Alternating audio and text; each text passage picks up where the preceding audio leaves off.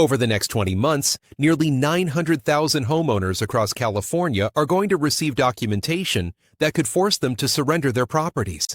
And here's the shocking part. Most of them still believe their situation is completely manageable. If you currently own real estate, if you're attempting to purchase, or if you've been leasing and questioning whether homeownership will ever become realistic for you, what I'm about to reveal is going to fundamentally transform how you perceive the entire California housing marketplace. Because what's unfolding right now isn't simply a market slowdown.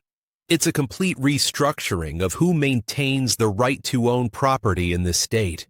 And by the conclusion of this presentation, you're going to understand exactly which category you fall into and precisely what actions you need to take immediately. Write in the comments, California Housing Truth, if you demand transparency about what's really happening to home prices in our state. But first, make absolutely sure to subscribe to USA Housing Truth because we're delivering the authentic narrative behind the statistics that mainstream sources are deliberately ignoring. All right, here's what absolutely nobody in power wants to acknowledge publicly. The California real estate marketplace has literally fractured into two separate realities. And these realities are moving in completely opposite trajectories. Up in regions like Sacramento, Fresno, and the Central Valley, properties are transacting faster than they have in years. We're discussing homes receiving accepted offers in under 6 days, sometimes with multiple prospective buyers competing aggressively for identical properties. Valuations in the Central Valley have surged nearly 9% in just 12 months. Meanwhile, down in the Bay Area, across San Francisco, and throughout coastal California, it's like someone activated an emergency brake on the entire system. Listing prices are creeping downward month after month after month. Property owners are sitting there monitoring their listings, collect digital dust on Zillow and Redfin, and the ones who actually receive offers are being forced to accept dramatically less than they anticipated. Consider this reality for just a moment. A 3-bedroom house in Sacramento might cost you $350,000. That exact same house in outer San Francisco, you're staring at $900,000 or significantly more. The disparity between what real estate costs in different regions of this state has become so extreme that people are genuinely questioning themselves whether remaining in coastal areas makes any financial sense whatsoever anymore. And here's the critical part. This isn't about lifestyle preferences or desiring a scenery change. This is pure mathematical reality forcing people's decisions. The average compensation in San Francisco is higher, absolutely, but it's nowhere near high enough to justify mortgage obligations that are double or even triple what you'd be paying further inland. When you factor in the expense of commuting, property taxes, and just standard daily living costs, someone in Sacramento managing a $400,000 mortgage is genuinely experiencing a superior quality of life than someone in San Francisco struggling with an $800,000 mortgage and a 90-minute commute each direction. And purchasers are finally awakening to this mathematical truth.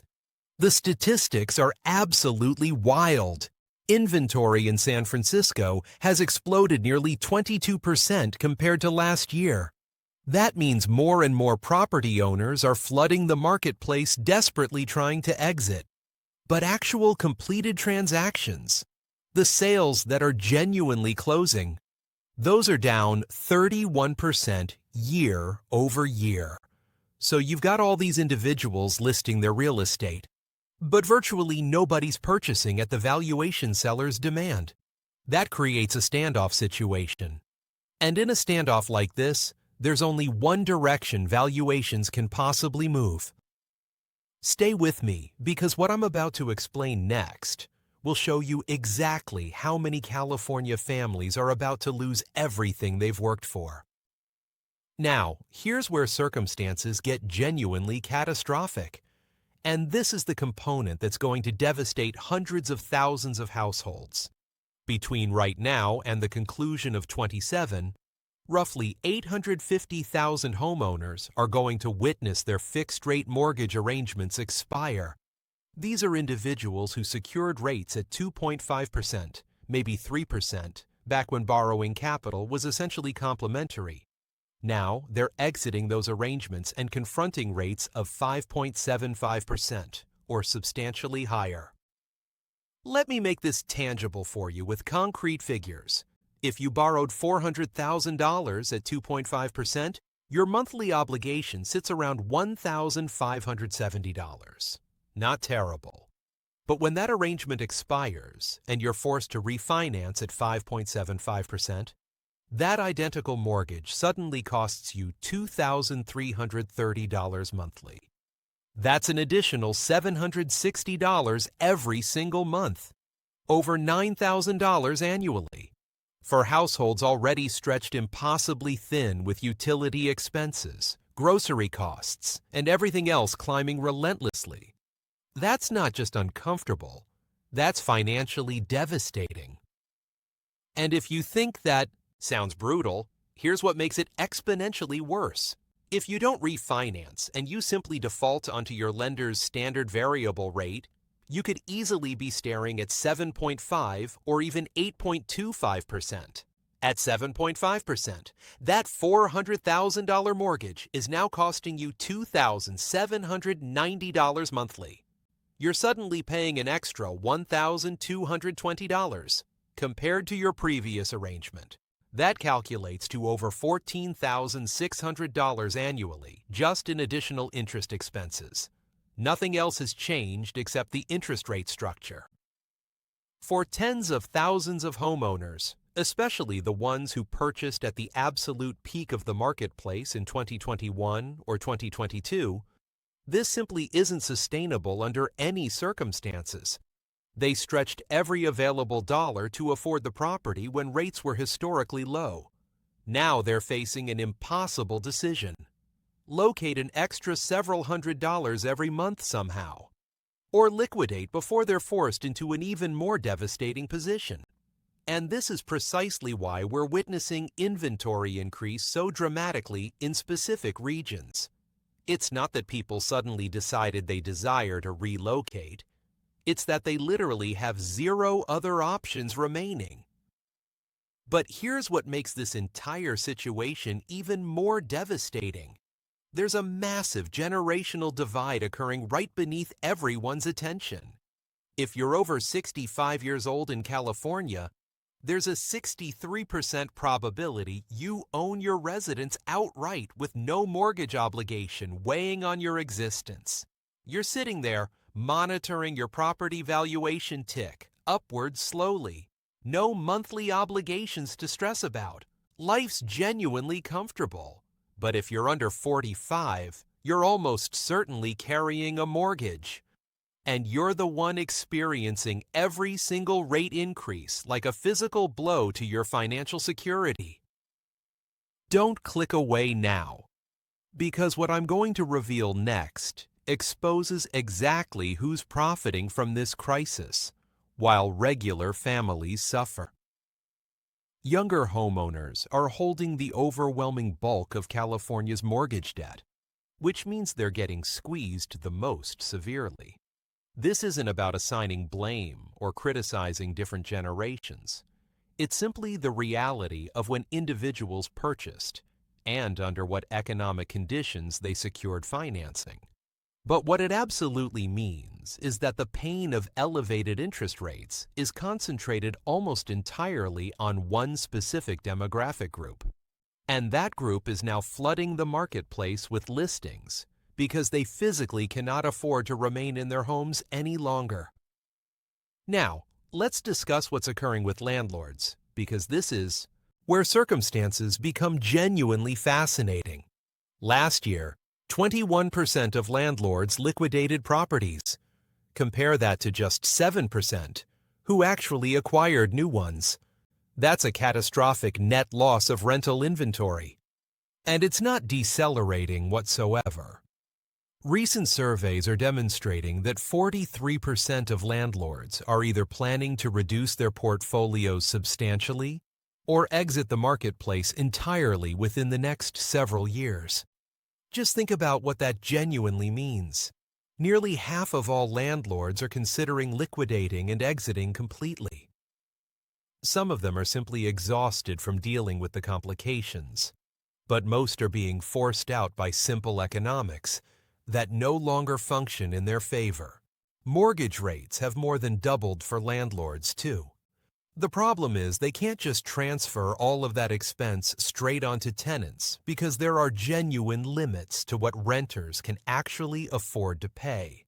Then you accumulate all the regulatory changes that are rolling through. California's rent control expansions and tenant protection laws are transforming everything in a massive way. And a significant number of landlords simply don't want to handle it anymore. The legislation eliminates no-fault evictions, which means landlords can no longer remove tenants without possessing a specific legal justification. That might sound fantastic if you're renting, and in numerous ways it genuinely is. But from a landlord's perspective, it introduces serious risk into the equation. If you end up with a problematic tenant who ceases paying rent or destroys the property, it's now dramatically harder and exponentially more expensive to remove them. The process consumes longer, costs more in legal fees, and there's absolutely no guarantee you'll recover your money. Then there's the short-term rental changes that arrived in 2024. All the tax advantages that made vacation rentals attractive are being stripped away systematically. Landlords who relied on those benefits are now examining their spreadsheets and realizing the numbers simply don't calculate anymore. So they're liquidating, often to individuals who want to inhabit the property themselves, which means those homes are departing the rental marketplace permanently. What's absolutely wild about this landlord exodus is that it's creating a perfect storm with two completely opposite effects manifesting simultaneously. On one hand, rental inventory is contracting, which is pushing rents upward in loads of regions. Tenants are competing harder for fewer available properties. On the other hand, all those former rental properties hitting the sales marketplace are adding to the inventory glut, which is pushing house valuations downward in some areas. It's this bizarre situation where renters are paying more while house prices are falling. And it's all because of this mass departure of landlords who've simply had enough. Keep watching, because in just a moment, I'm going to show you the exact neighborhoods where prices are collapsing fastest and which ones are still holding strong. Former rental properties now comprise a huge portion of the listings you'll observe on Zillow or Realtor.com. In some neighborhoods, it's literally 1 in every 4 or 5 properties available for purchase.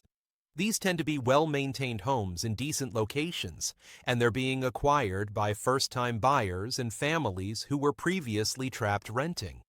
In a strange way, the landlord liquidation is actually creating opportunities for individuals who've been locked out of homeownership for years. But here's the fascinating component. While the overall marketplace is clearly struggling, there are still pockets that are absolutely thriving. Cities like Sacramento, Bakersfield, and Stockton are witnessing serious growth. Property investors who actually understand what they're doing are still locating deals that make complete sense on paper. Purchase financing applications actually surged by 29% in early 2025. Yes, you heard that correctly. While nearly half of all landlords are planning their exit strategy, there's a smaller group of professional investors actively entering and acquiring properties at reasonable valuations, with rental yields hitting 6.5 to 7.5%. These aren't the accidental landlords who inherited a property from a relative or just retained their old condo when they relocated. These are individuals who genuinely understand the calculations, who've planned for rate increases and built buffers into their projections, and who perceive the current chaos as a genuine opportunity. The Central Valley and Inland Empire are where the intelligent capital is flowing right now. You can still acquire a decent 3-bedroom house in Stockton for under $280,000. That'll lease for $2,000 monthly. That's a yield of 8.5% before you even factor in any expenses. And even after you account for maintenance, vacancy periods, and everything else, you're still examining a solid return. Compare that to San Francisco, where you might pay $1.2 million for a condo that leases for $4,000 monthly. That's barely 4% gross yield. And after you factor in all your expenses and vacancy periods between tenants, you're fortunate to see 2.5% net. The numbers in coastal areas just don't function anymore for new investors unless you purchased years ago and you're sitting on massive amounts of equity. But inland, in the valley, and in parts of the Inland Empire, there are still genuine deals to be executed if you're willing to be professional about it and do your homework properly. First-time buyers are also starting to observe genuine opportunities emerge. With landlords liquidating left and right, there are simply more properties available on the marketplace. And some sellers are getting desperate enough that they're accepting lower offers than they would have even 8 months ago. Transaction volumes being down 31% means there are fewer buyers competing for each property. If you've managed to save a decent deposit and you can secure financing, you actually have negotiating power right now in a way you didn't have 3 or 4 years ago. The key is being selective and not overpaying just because you're desperate to finally achieve homeownership. Properties that were confidently listed at $700,000 8 months ago are now being quietly reduced to $670,000 or even $650,000. That's genuine money saved just by being patient and doing your homework properly. Stay right here, because what I'm about to reveal next shows you exactly which government programs trapped thousands of California families in homes they can't afford to keep or sell. What absolutely nobody is discussing enough is the sheer collapse in transactions during certain periods. There have been months recently where activity dropped by over 63% compared to the same month the previous year. 63%. That's not a slow marketplace. That's a marketplace that's basically frozen solid. People are completely paralyzed by uncertainty. Buyers don't want to commit because they're worried valuations will continue falling and they'll end up overpaying. Sellers don't want to drop their asking prices because they still remember what their neighbor's house sold for back in 2021. So everyone's just waiting for someone else to blink first. And basically, nothing's happening. This creates this strange situation where the marketplace data actually appears relatively stable on the surface, because there aren't enough transactions occurring to move the averages very much. But underneath, there's this massive tension building like a spring being compressed tighter and tighter. Then there's the first-time homebuyer assistance aftermath that we genuinely need to address, because it's affecting thousands of homeowners right now. Back in the mid-2000s and again in the 2010s, California launched various first-time buyer programs to help people achieve homeownership. Sounds great in theory, correct? The problem was many only applied to new construction properties, so buyers were funneled toward developers who knew they had a captive marketplace of individuals who needed to use the programs. A significant number of those developers added a premium to the asking price, sometimes 12 or even 18% above what the property was actually worth on the open marketplace. The government assistance helped with the deposit, absolutely, but buyers were still massively overpaying for the property itself because of the inflated valuation. Now, fast forward to 2025, and loads of those buyers are discovering their properties haven't appreciated the way they expected them to. Some are actually worth less than what they originally paid. Just imagine purchasing a new construction townhouse for $500,000 with state assistance back in 2017 or 2018. You've been paying your mortgage diligently for 7 years. Now, when you attempt to refinance or try to sell, you discover it's only worth $470,000. You've been paying a mortgage for 7 years, and you actually have less equity than when you started. That's the reality for thousands of people right now. The developer premium they paid has completely evaporated and they're trapped. They can't sell without taking a loss, and they can't refinance easily because the property doesn't appraise high enough. It's a trap.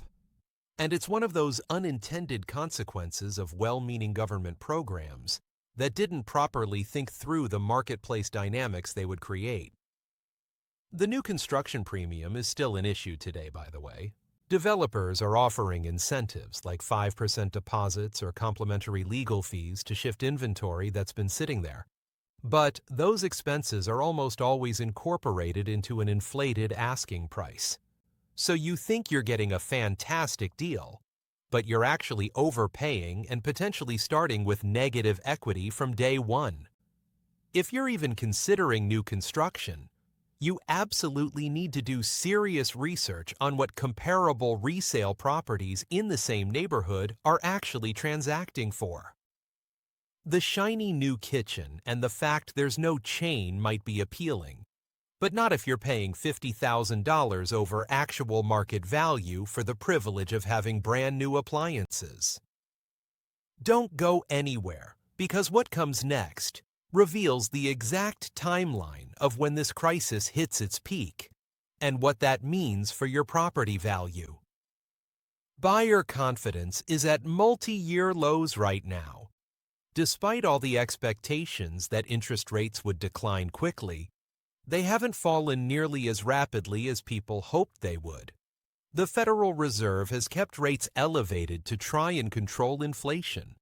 And mortgage lenders aren't passing on cuts as aggressively as borrowers desperately want them to. So individuals who are sitting on the sidelines waiting for rates to drop to 4% before they made their move, they're still waiting, and they might be waiting substantially longer than they think. This lack of confidence is keeping transaction volume suppressed, which means the marketplace is stuck in this weird limbo state. Sellers can't get the valuations they want. Buyers don't want to commit, and everyone's just hoping something external changes to break the stalemate. So what's actually going to occur over the next few years? Let's examine what the experts are predicting, because some of these forecasts are genuinely surprising. Most analysts are predicting modest growth in 2025, maybe 1.2% statewide, with some regions obviously doing better and others doing significantly worse. But then circumstances get interesting for the longer-term picture. Major property consultancies are forecasting total growth of 26% over the next 5 years, from 2025 through 2029. That's over a quarter more in valuation. Now, before you get too excited and start thinking you're about to become wealthy, remember, that's not evenly distributed across the state. Coastal California might see 17 to 20% growth, while inland areas could potentially see 35% or more. But even at the lower end, that's pretty significant growth if it manifests. The theory behind this forecast is actually pretty straightforward when you break it down. Wage growth is expected to average around 2.4% annually by 2029. As people earn more money, they can afford higher mortgage payments, even if interest rates stay somewhat elevated. The Federal Reserve is expected to gradually reduce rates down to around 4.25% over the next few years, which would bring mortgage rates down to maybe 5.25% for decent deals. That's still way higher than the 2.5% we witnessed during the pandemic era. But it's manageable for most individuals with stable employment. As rates stabilize and wages gradually grow, confidence will slowly return to the marketplace and transaction volumes will pick up.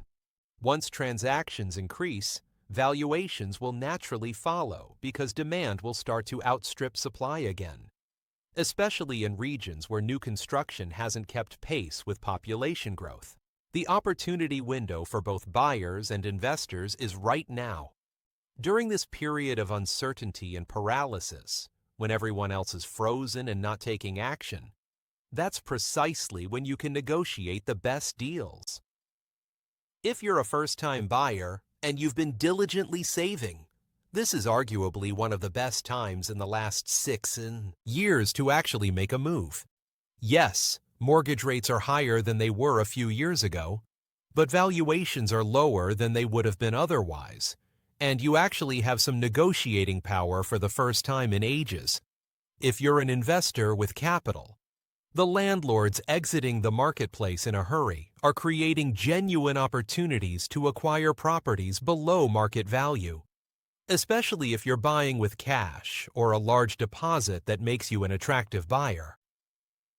The key is doing proper due diligence, truly understanding the calculations inside and out, and not getting emotional about any of it.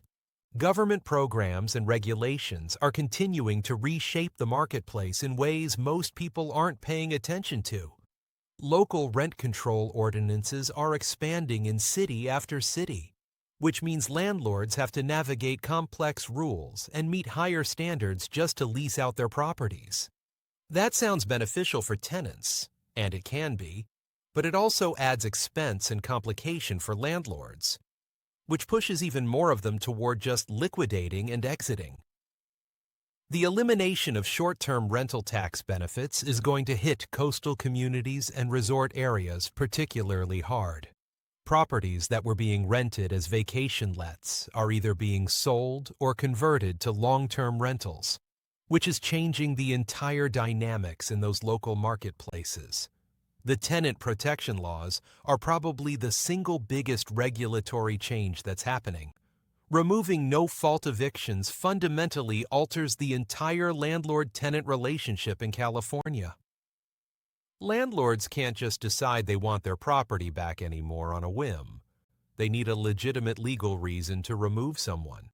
That's obviously excellent for tenant security and peace of mind, but it makes landlords nervous, especially the smaller ones, who only have 1 or 2 properties in their portfolio. If something goes wrong, if a tenant stops paying or seriously damages the property, the process to resolve it is now longer, more expensive, and more legally complex. For professional landlords with multiple properties and proper systems and legal support in place, this is totally manageable. But for the accidental landlord, or the person who's just kept their old house as a rental property, it's often the final straw that makes them decide to sell. What all of this actually means depends entirely on where you personally sit in the marketplace right now. If you're a homeowner with no plans to relocate anytime soon, and your mortgage is comfortable and affordable, you can basically ignore most of this drama and just wait it out. Your property valuation might dip slightly or stay flat for a while, but over the long term, you're going to be absolutely fine. If you're a homeowner coming off a fixed-rate deal in the next year or two, you need to be proactive starting right now. Talk to a mortgage broker today, not 4 months before your deal expires when you're in panic mode. Understand exactly what rates you're likely to qualify for, and whether you can realistically afford them on your current income.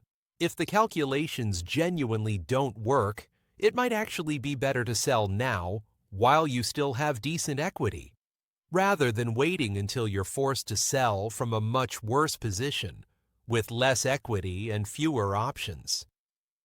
If you're currently renting and you're thinking about buying, the message is pretty simple. Do the actual math for your specific situation. Don't buy just because you feel like you should, or because your family keeps telling you that rent is wasted money. Buy because the numbers genuinely make sense for your personal circumstances and your plans for the next 7 to 10 years. If you're in San Francisco and you'd have to borrow $900,000 to buy a tiny condo, but you're only planning to stay in the city for 4 more years before you relocate somewhere else. Renting might genuinely be the smarter financial move.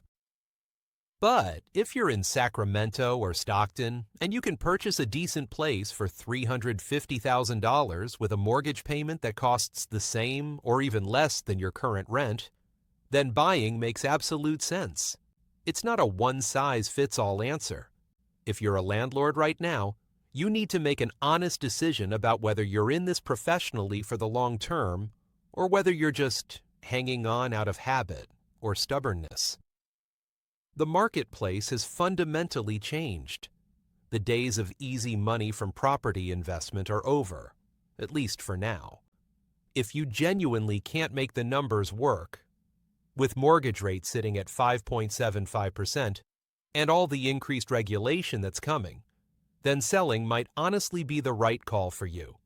But if you're genuinely in it for the long term, with good quality properties, in strong locations, and solid cash flow that can weather higher rates, then riding out this difficult period could position you really well for the next cycle when things improve. The landlords who are exiting right now are often the ones who were barely breaking even anyway and were just hoping for capital appreciation to bail them out. The ones staying in the game tend to be the ones who actually know what they're doing and have run conservative calculations. For investors with cash or solid access to finance, this is genuinely a really interesting time to be paying attention.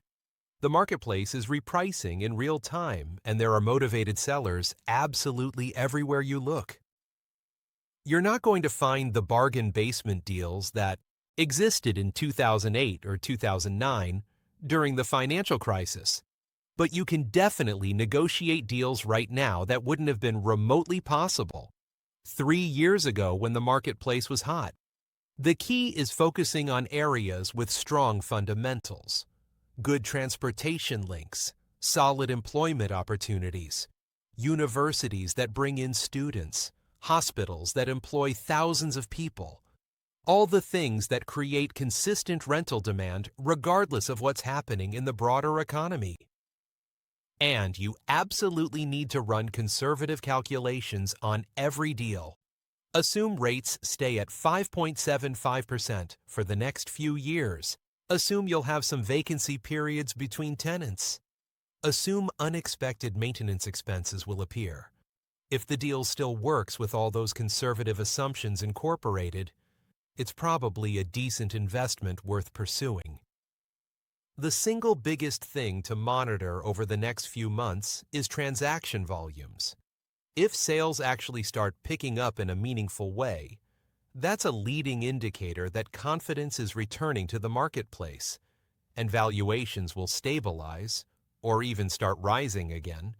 If transactions stay suppressed and nobody's moving, we could see further price weakness, especially across coastal California, where inventory is accumulating. Also, keep a close eye on the Federal Reserve's rate decisions at their regular meetings. Any cuts they announce will filter through to mortgage rates within a matter of weeks. And that could unlock loads of pent-up demand from people who've been sitting on the sidelines waiting for rates to decline. Employment data matters massively too. If unemployment starts rising in a significant way, that puts pressure on absolutely everything, because people lose their jobs and suddenly can't afford their mortgages anymore. That creates a negative spiral really quickly. What we're witnessing right now is a fundamental reshaping of property ownership across the entire state. The generation that bought cheaply back in the 1980s and 90s is now sitting on absolutely massive amounts of equity and owns most of their properties completely outright. The generation trying to buy now is facing the highest property prices relative to wages in modern California history, combined with mortgage rates that, while lower than the 1980s in absolute terms, are high compared to what we've seen over the last 15 years. This creates a wealth transfer situation where property ownership becomes increasingly concentrated among those who already own multiple properties, while younger people struggle to achieve homeownership at all or end up renting forever. But within every crisis, there's opportunity, and this marketplace is absolutely no different. The regional divide means there are genuinely affordable areas with real growth potential. If you're willing to look beyond the Bay Area and coastal California and consider other parts of the state, opportunities absolutely exist. The landlord exodus means there are properties hitting the marketplace that simply weren't available for purchase 3 years ago because those landlords were holding them. The mortgage rate shock means some sellers are motivated in a way they wouldn't normally be, which creates negotiating opportunities. The key is understanding the marketplace properly, knowing your calculations inside and out, and being ready to act decisively when the right opportunity comes along. Over the next few years, we're going to discover which of these predictions actually manifest in reality. Will wages grow fast enough to support the property price growth that's being forecast? Will interest rates decline as everyone expects? Or will persistent inflation force them to stay higher for longer? Will the government introduce new programs to support buyers? Or will they finally focus on building significantly more homes to actually increase supply? These are the fundamental questions that will determine whether property becomes more or less affordable over time, and who actually gets to participate in homeownership. One thing's absolutely certain. The California real estate marketplace of 2029 is going to look dramatically different from the marketplace we had back in 2019. The cheap money era is completely over.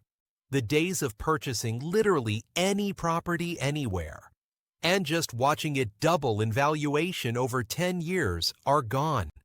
The new marketplace rewards people who do their homework properly, who understand the calculations and can analyze deals objectively, and who can spot genuine value where others only see risk and uncertainty. It punishes people who buy emotionally, who overpay because they're desperate and impatient, or who just assume that valuations only ever go upward. The generational wealth transfer that's happening through property right now is honestly one of the biggest economic stories that nobody in mainstream media is really discussing properly. Parents helping their kids with deposits, inheritance money being used to purchase properties outright, older generations owning multiple properties, while younger people struggle to own even one. This isn't sustainable long term. And eventually something has to give. Whether that's serious government intervention with new policies, a major price correction that resets affordability, or just a very long period of stagnant prices while wages slowly catch up, we'll see. But the marketplace we have today is absolutely setting up the conditions for major change in the years ahead. So whether you're watching all this unfold as a homeowner hoping your property valuation holds up, a renter trying to figure out if you'll ever afford to buy, or an investor actively looking for opportunities in the chaos, the message is exactly the same. Pay very close attention. The marketplace is telling you something important right now. Prices falling hard in coastal areas while rising fast inland. Landlords exiting en masse. Transactions down dramatically. Mortgage rates elevated. These aren't just random data points that mean nothing. They're signals. And if you can read those signals correctly and understand what they're actually telling you, you can make decisions that put you in a much better position for whatever comes next in this marketplace. The property marketplace isn't crashing in a dramatic way, but it's definitely not booming either. It's fundamentally reshaping itself, and how you respond to that reshape will absolutely determine whether you thrive or just barely survive in the coming years. If this breakdown helped you see the marketplace more clearly, make sure you're subscribed to USA Housing Truth so you don't miss our next deep dive into what's really happening across American real estate.